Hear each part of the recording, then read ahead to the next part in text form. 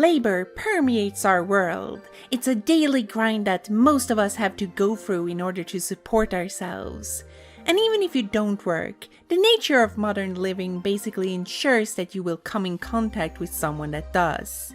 It's a pretty universal human experience in our contemporary society, and for that very reason, it's not hard to see why labor would often be portrayed in the media in one way or the other. Like, say, movies, books, and yes, even video games. The struggles, hardships, horrors, and perhaps, if we're lucky, satisfactions of labor are easy concepts to relate to precisely because of how likely it is that you have faced similar things yourself.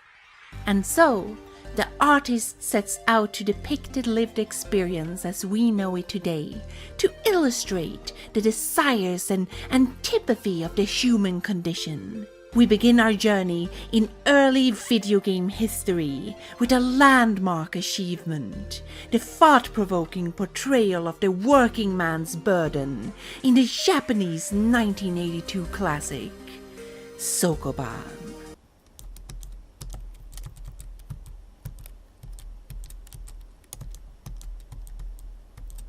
Okay, so the little static man moving boxes around inside of your new high-tech NEC PC-88 might not at first glance appear all that spectacular in the grand scheme of things. Sokoban was, however, one of the first games, if not the very first, to depict the idea of manual labor in playable form. Yeah, Mario made his debut as a carpenter in the arcade classic Donkey Kong a year prior. But that game doesn't really portray the act of working as a carpenter, instead focusing more on platforming guerrilla action and traditional trope-driven heroism. Sokoban doesn't have time for such grandiose adventures or wondrous fantasies, but rather opts to make the mundane center of attention. It's a game where you are clearly taking the role of a warehouse worker whose job it is to move boxes from one point to another, without any added distractions or unrelated goals. It's quite fascinating in its simplicity, honestly. At the time, video games tended to skew towards the fantastical. Even space travel wasn't out of the ordinary. It was more so par for the course. Games basically jumped the shark the first chance they got, went directly into the great expanse, and didn't even bother with those humdrum world experiences. But when alien invasions are routine, a small computerized working class man pushing crates in a cramped storeroom becomes a whole lot more unique and novel. It might have been conceived as a simple distraction for the office workers of Japan, but in that very context, it could be considered a sort of commentary on the dynamics of labor that connects the office and the warehouse. The work depicted in Sokoban is presented with challenging puzzles in unreasonable environments, and paints the demanding reality of the warehouse worker in a quite inventive way. It's a heavy load on your mind, harsh and unforgiving. One wrong move, and you are done for.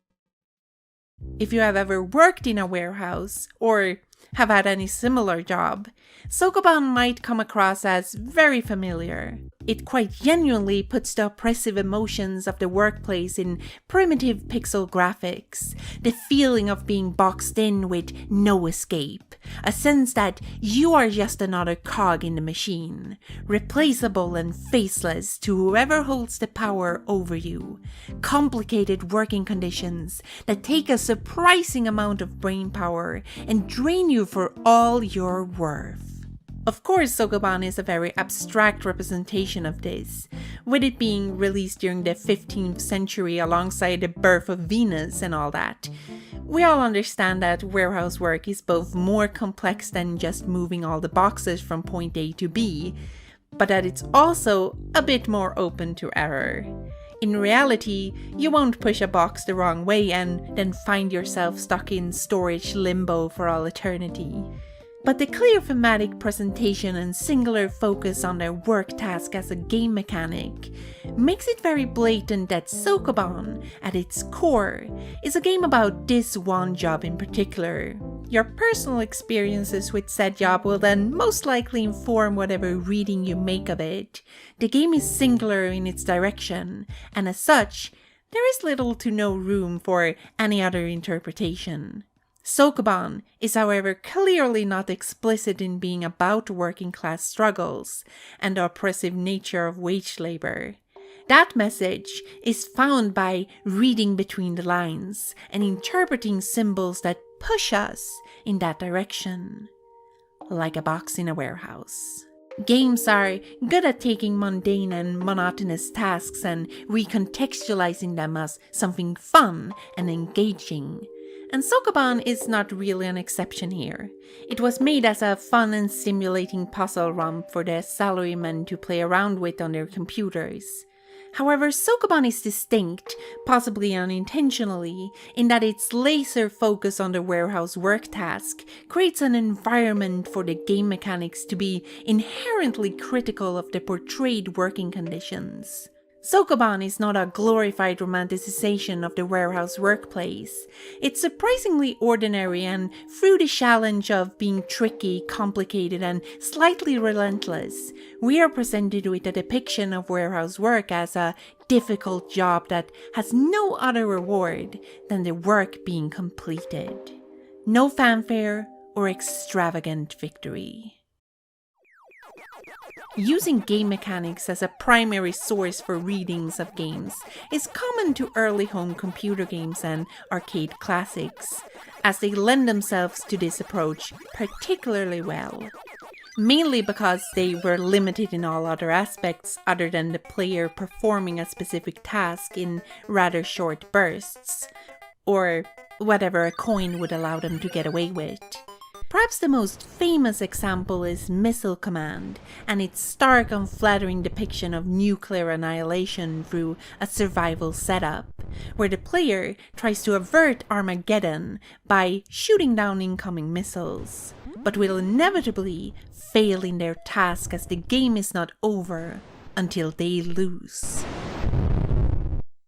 This sends a clear message about the futility of war and speaks a lot about the anxiety of living under the constant looming threat of mutually assured destruction during the Cold War.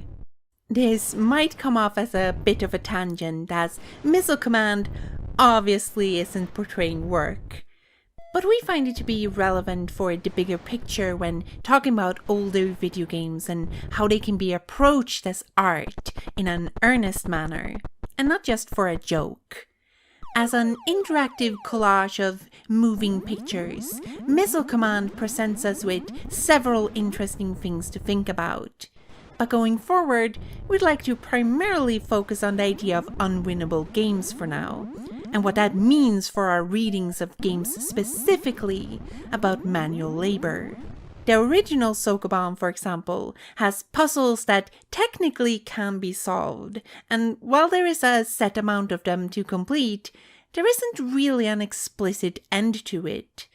This places the little box-pushing worker in a situation where they can never truly be finished, perhaps mirroring the experiences of the exploited wage laborer and their constant need to work to even be able to live. 1983 saw the release of the arcade title Tapper, another labor-based game that follows along the same lines. It's not quite on the same level as Threat of Nuclear Annihilation, but there is a certain inevitability to it that recontextualizes the entire scenario completely. In this drink-em-up game, you play as a bartender with the one goal of serving piss water to eager customers who are quickly lining up to get a taste. As the game goes on, the number of customers increase and their impatience grows larger and larger. All the while, you need to pick up a barrage of incoming finished beer steins. Sooner or later, you will be trounced by angry visitors who throw you headfirst into the streets for not meeting their unreasonable demands. It is here, underneath the goofy exterior, that we find a poignant portrayal of the stressful reality of working in service, and how overwhelming customer interaction can be. You might not literally be thrown out of the store you work at by someone in real life, but the forceful nature and relentless actions of the customer is painted extraordinarily well in Tapper's pixelated patrons. The fact that Tapper is unbeatable and always ends with the worker losing to the exhausting challenges of stress just makes it even more powerful as a critique of the working environment it depicts. The goal of the game is quite explicitly to see how long you can last without breaking under these inhumane working conditions. The same year Tapper came to be, the damsel saving Mario returned, for the first time together with his brother Luigi, in the original Mario Bros. Game. This arcade hit saw the two brothers take on the role of plumbers, fighting a diverse cast of enemies in what we can only presume to be a sewer system. After leaving the carpenter career behind, this is where Mario finally started to become a representation of the regular working class person. One that was easy to relate to and basically could fit into any job when needed be. Mario Bros. Was still very fantastical with its exaggerated baddies and sentient fireballs, but significantly more down to earth compared to his feud with Donkey Kong a few years prior. Most notably though, this was no longer a story about heroics and love, but rather about two brothers cleaning out shit pipes for a living, although in a more abstract and surreal manner. But while Mario Bros. Is contextually about plumbing, it doesn't quite fit in with these other games that we have already talked about, primarily because it doesn't convey the act of plumbing convincingly. Neither does it involve any clear representation of the struggles one might face as a plumber. We don't think most people in that line of work have to deal with giant enemy crabs that often. Probably. That is, however, not the Mario Bros. Game we actually wanted to talk about. You see, around the same time as the arcade title, a completely different and unrelated one, with the same name, was released in the form of a Game & Watch system. It was this neat little multi-screen device that opened up like a book. And while not as well known as the arcade title, it's surprisingly much more real.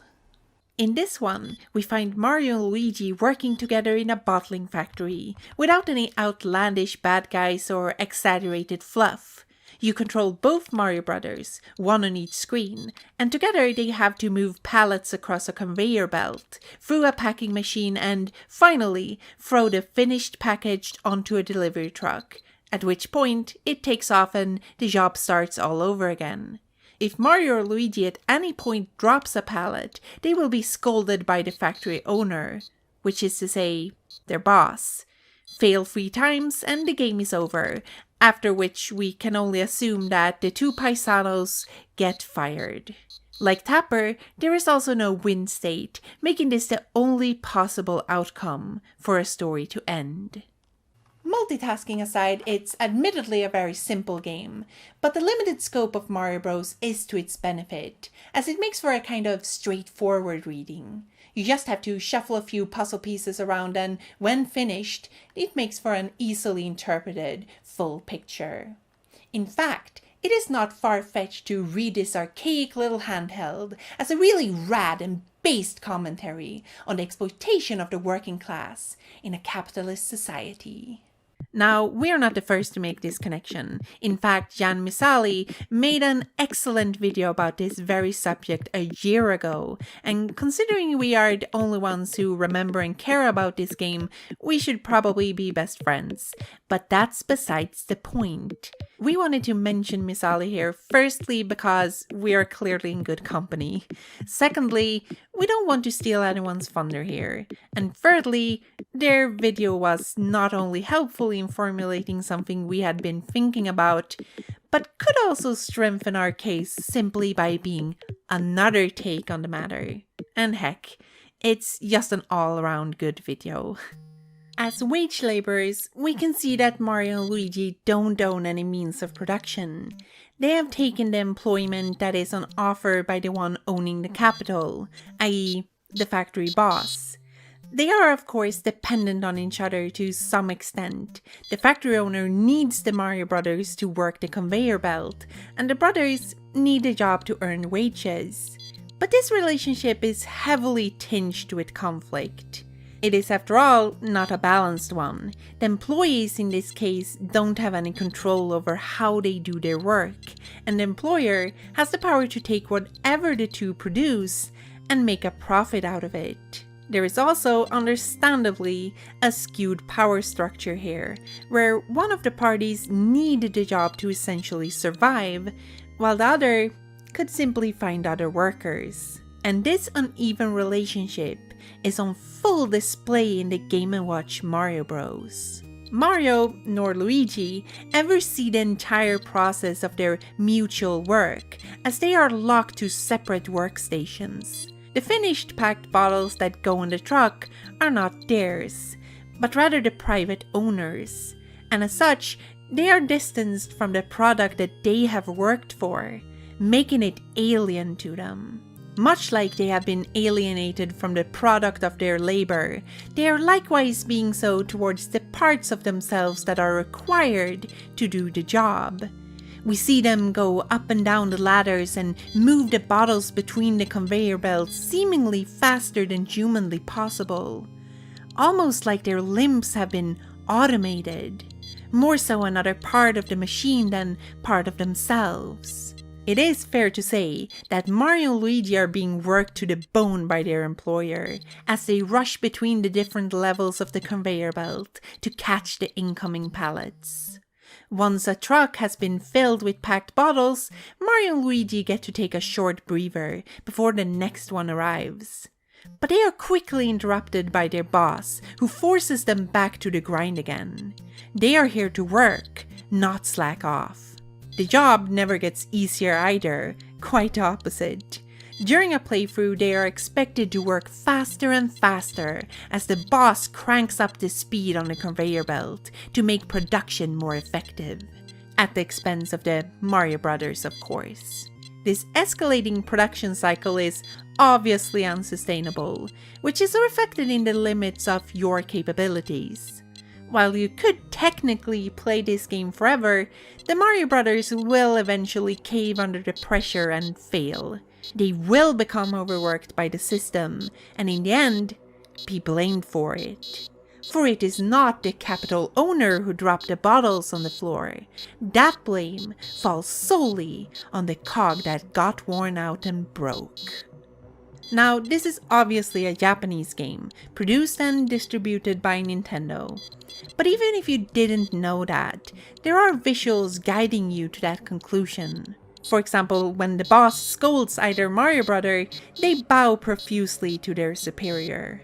Knowing this, it's hard not to think of stereotypes like the hard-working Japanese, the idea of Japanese work ethic, and the actual problems with overworking and occupational stress in the country.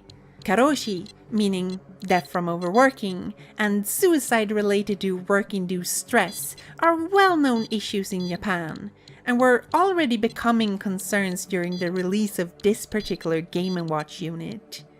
We think you can still apply this reading to other work cultures, of course, but the context adds an extra dimension to an already grim and oppressive portrayal of labor horror that Nintendo surely did not intend, but remains highly relevant nonetheless. With that in mind, it is not too surprising that later versions of the game have been scrubbed from their labor identity, toned down a bit and recontextualized to fit better into the current fun-time world of Super Mario. Gone is the capital owner, replaced by an ever so mischievous King Bowser, who's trying to stop Mario and Luigi from pushing cakes onto a delivery truck, driven by none other than Wario. Wah! It is simply not as explicitly made to look like a workplace environment anymore, and a heroic angle has been forced upon it to make it less real, so to speak. This obviously didn't come out of nowhere though. Mario might have been a working-class hero of Italian-American descent during the 80s, but ever since he saved the princess for the first time and started to play tennis with royalty on the regular, he has slowly been leaving that life behind.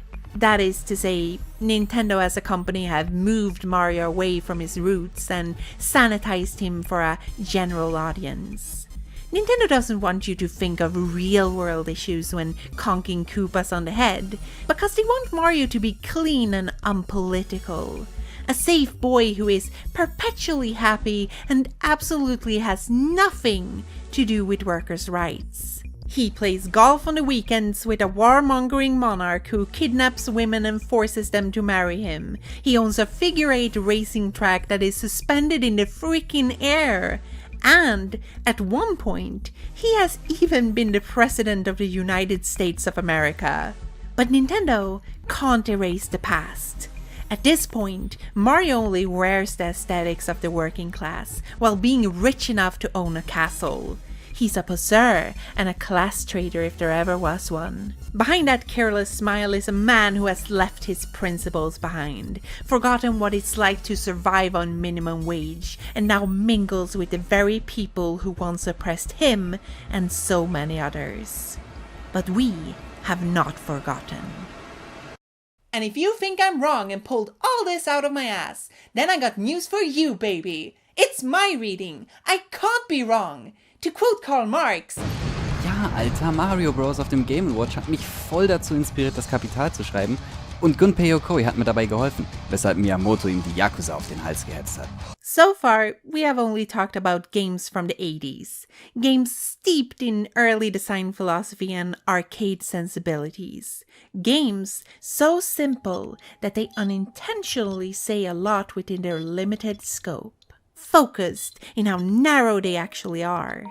We have honed in on these games partly because of how uncompromisingly pure they are, and how this makes for some really clean-ass readings. That is not to say that there haven't been more examples of games that in similar ways portray labor, or even the struggles of the working class afterwards.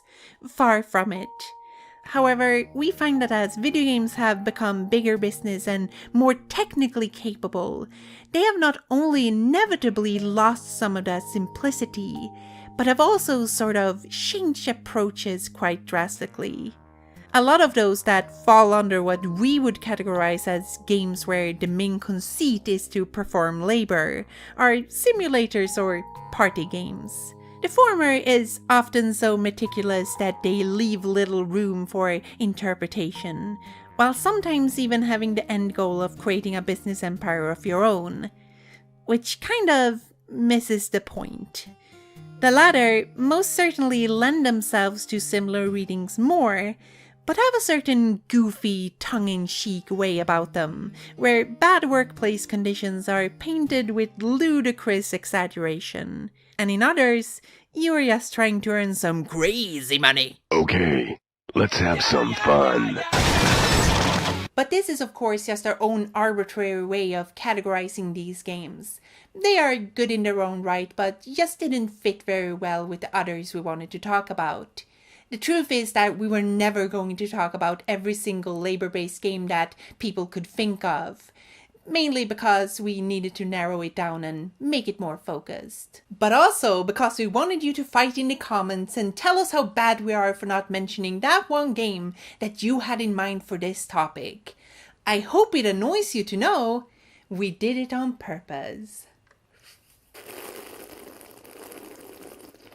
While we initially wanted to talk about Night of the Consumer's brilliant portrayal of service work horror and Cartlife's absolutely miserable misery, we decided to instead give them an honorable mention and go all out on the one indie game that fits better with the games we have already talked about than any other. One that ties everything together with a nice bow. Wilmot's Warehouse.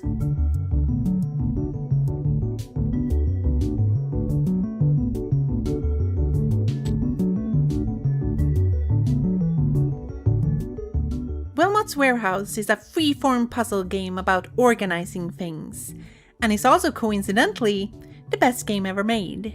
As Wilmot, the perpetually happy block person, you are tasked with taking care of and handling a warehouse filled with hypothetical products of different shapes and colors. How you stack and sort them is all up to you, which makes for some real enjoyable and creative problem solving, often with rather goofy category names as a result. In the end, it doesn't really matter if you group them by color or some other arbitrary system. As long as you remember where you put them when the service hatch opens for easy pickup, everything should be fine. As you continue playing, new products will constantly be delivered to the warehouse, making categorizing and remembering everything harder and harder, until you are basically drowning in commodities, giving a small added stress factor to the otherwise soothing experience. Now, much like lead designer and artist Richard Hogg's previous game Hohokum, which is coincidentally the best game ever made, Wilmot's Warehouse follows along similar design sensibilities. For example, there is no violence to speak of, they portray something mundane and real with more abstract means, and they both try to accommodate the player by not being too intimidating in how they challenge them. But this is where Wilmot, in its true-to-life warehouse scenario, faces an obstacle that perhaps Hohokum did not, which is of course that added stress factor. Hogg himself contemplated on this in a 2019 article, where he wrote, "I guess this is just the nature of a sorting things game. It can be incredibly relaxing and rewarding, but in a way that easily tips over into something that feels overwhelming or daunting." For the most part, Wilmot's Warehouse deals with this balancing act very well, by regularly giving the player as much time as they need to rearrange the entire warehouse, and does not really harshly punish them for being too slow during the delivery phase. It's a very forgiving game in that regard, but nonetheless, that element of stress seems to be a hard one to shake for a lot of players. However, we think this just adds an extra dimension to the game that strengthens our own interpretations of it as one that portrays exploitation in harsh working conditions. Because no matter how you twist it, there is no doubt that what Wilmot has to deal with is indeed worth categorizing as both overwhelming and daunting. Wilmot's work task is one of perpetual growth, ever expanding, yet he is expected to work just as fast, if not faster, than he did when the inventory was merely half as big.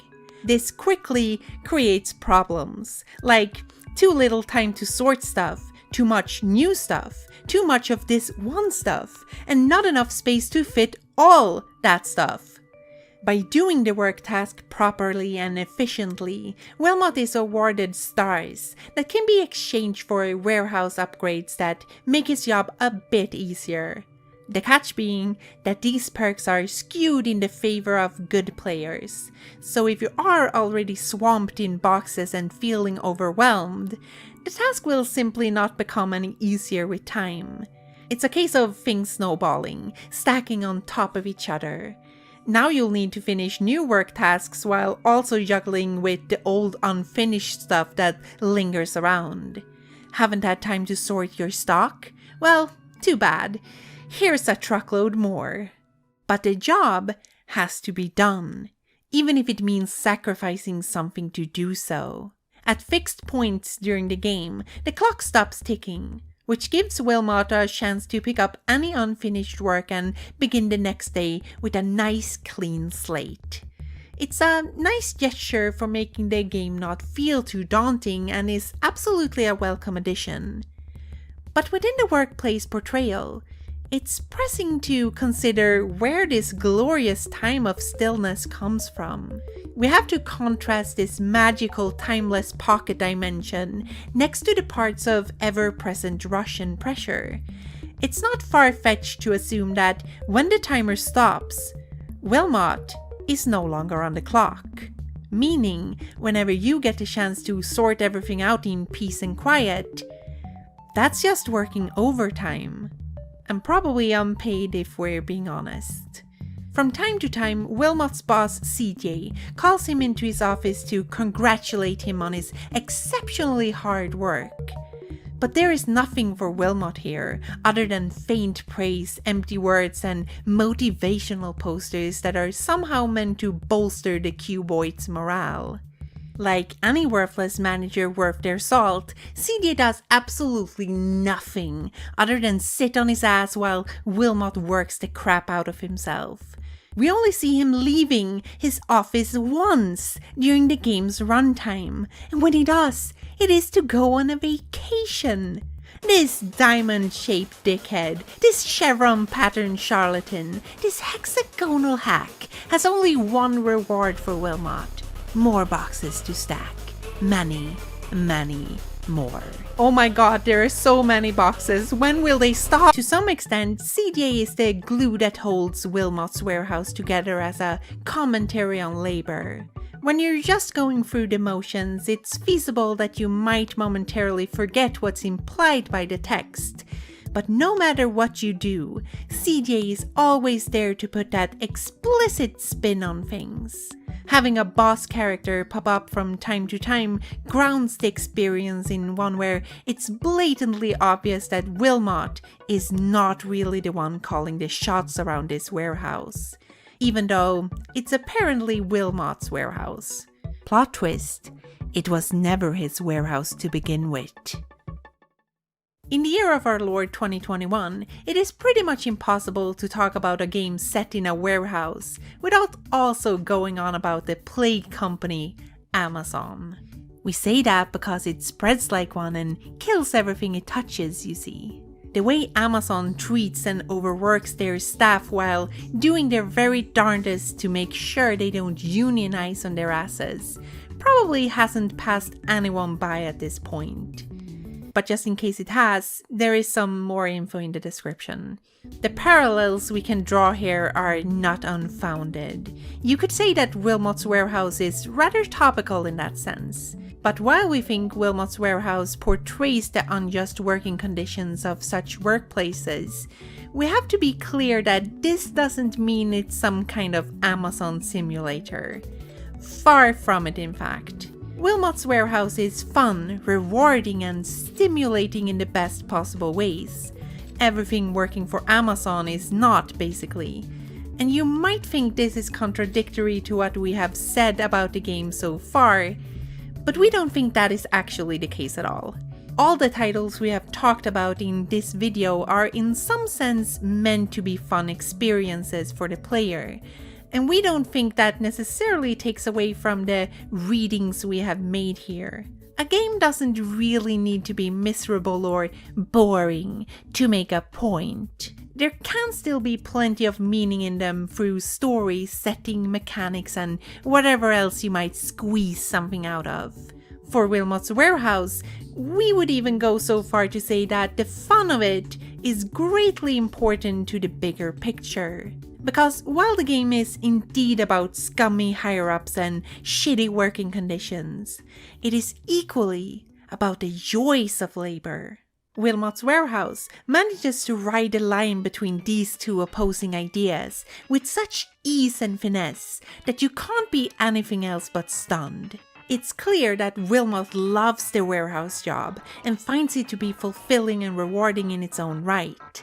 And the conflict here is how that workplace becomes tainted by the need for perpetual growth and productivity over the course of many years. We believe it is absolutely intentional that some of the upgrades for the warehouse are useless robots that by the end of the game completely take over for Wilmot, as the warehouse succumbs to automation.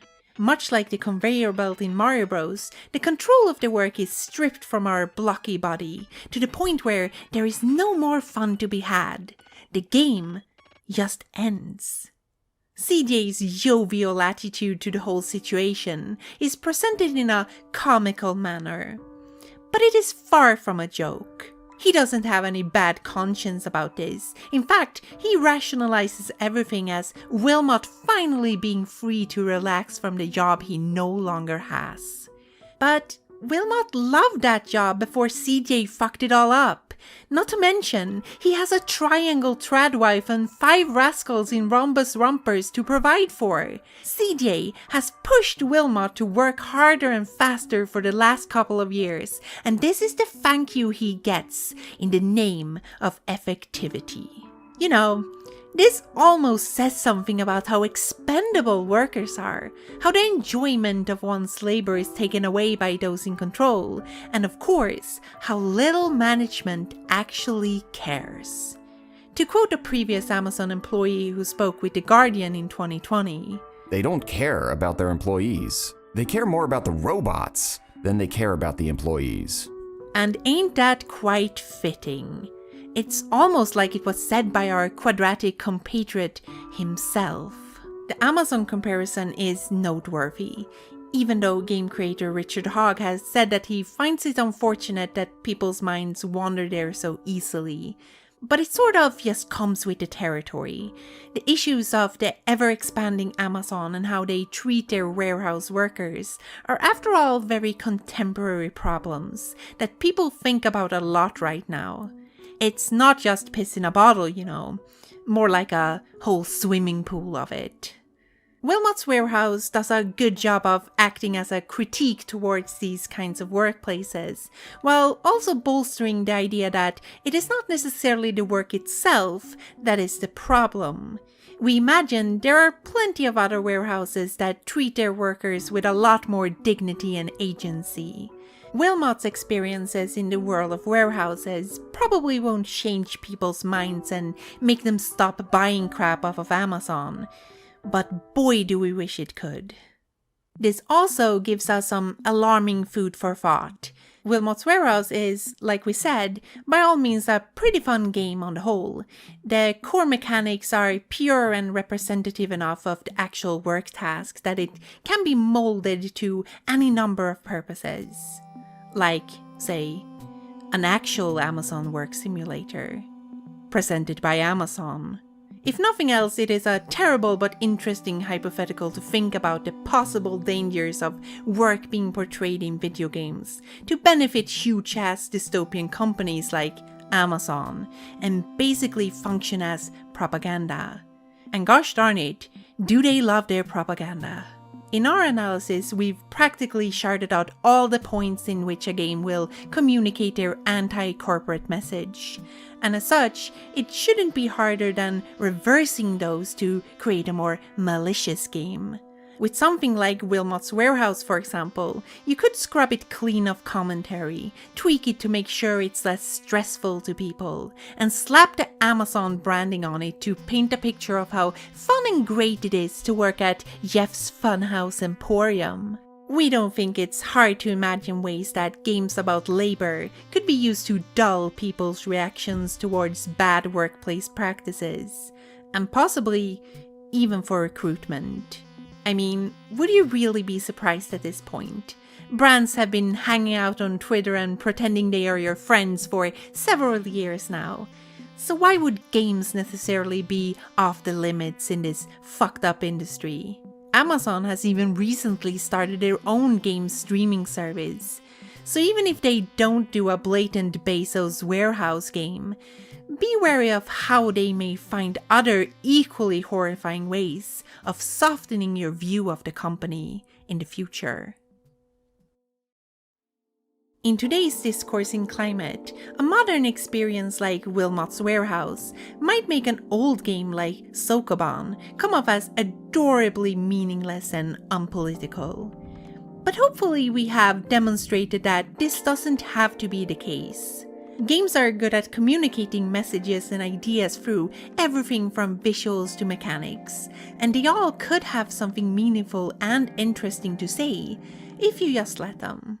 All of the games we talked about in this video have a context, and it isn't that important how blatant they are about whatever message you may interpret. Hell, it might not even be intentional. But this shouldn't stop you from engaging with them in this manner. And this is not just us pretending to be big-brained and artsy-fartsy for thinking and talking about games like this. If anything, it's just us having fun with them on our own terms. And we'd like to encourage everyone else to do much the same. And if that doesn't scan, I suppose you can just think of them as fancy fan theories or something. Whatever makes you happy. Seriously though, as we said at the start, labor permeates our everyday existence. And as such, it's inevitable that it will become a subject in the games we play. You could argue that there are traces of these themes in basically all games imaginable, but what's been important to us in making this video were the ones that conveyed the concept in a way that was not just critical, but also deeply communicated these ideas through their game mechanics. It's that kind of engagement only a video game could portray. An early 80s Sokoban film about a depressed Japanese warehouse worker would probably be emotionally heart-wrenching and intellectually profound. Get on that shit, 1980s film industry. But it's not a real Sokoban, in which you assume control of a pixel approximation of the box-shoving working class and experience their trials and tribulations firsthand. It may not look much, but perhaps in its own way, this is the most genuine and unfiltered class commentary there is out there. Pure in its simplicity, in everything from design to mechanics. A true labor of love. Thank you for watching this all the way to the end. If you want to support us, you can do so on Patreon. That gives you access to our Discord and also some lovely extra content where we talk more about the episodes that we make, this one included. And like always, we want to thank our current patrons who made this all possible. They are Andrew Jones, Luke, Afayette, Ben Clark, Bibi the Bitch, Cult of the Hyena, Ember, Emrasa, Gage McColgan, Joel Nilsson, Mattias Graman, Meowmix64, Mosling, Nate Kiernan, Nishtsvet, TB Skyen, Tommy Håkansson, Abigail Nail, Andreas, Aaron Rain, Baskelin, Billy Moran, Botch Frivari, Charles Goldhaber, Chloe, Chloe Strange, Eli Bergmas, Ephemeral Mist, Floofquist, Frankie Teardrop, Marika, Marby, Max Miller, Mikael Lottens, Never Haunting You, Sweet Pink, Scott from Nerdsync, Silly Rookie, Anonymous, Silva Rigota, Tobias Mattsson, Vexelbun, Amelia Browning, and finally, Anders Eklöf, Andreas Agulander, Artemis, Biopanda, Casey Explosion, David J. Bradley, Dylan Robinson, Emilulin, FY, Philip Winter, Flame Flamberge, Florian David, Goopy, Gothic Garfield, Gustav Granlund, Isaac Abrahamsson, Jelly God, Jose Villarreal, Juan Banuelos, Just My Narratives, Karen Schulz, Lady Goggles, Losty, Baba Kenzie, Magnus, Margaret Kubiel, Meg Hahn, Melang Rubin, Miko, Morgan, Nathan Anderson, Neon Blitzer, Oscar Funes Galindo, Pam D, Patrick H, Raivokas Magma, Riley Rose, Ro, Robin Ottens, Sandra Leonardova, Siddharth Madhasudan, Sky Marina, Starfighter, Styx, Tegan Bread, Trash Baby, Trucy, Tough Emily, Victoria Arcel Solis, C33, Salty Boy, Saifi, and Elias. Once again, thank you all. We are closing in on 100 patrons, and that is amazing. And we are probably gonna hit that goal by the end of the month, I think. I'm hopeful at least. And at that point, we will, like we said in the last episode, that we will probably make some changes.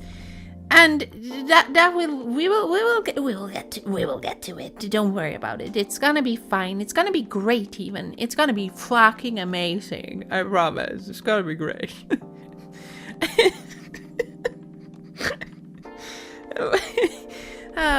Thanks everyone. Bye.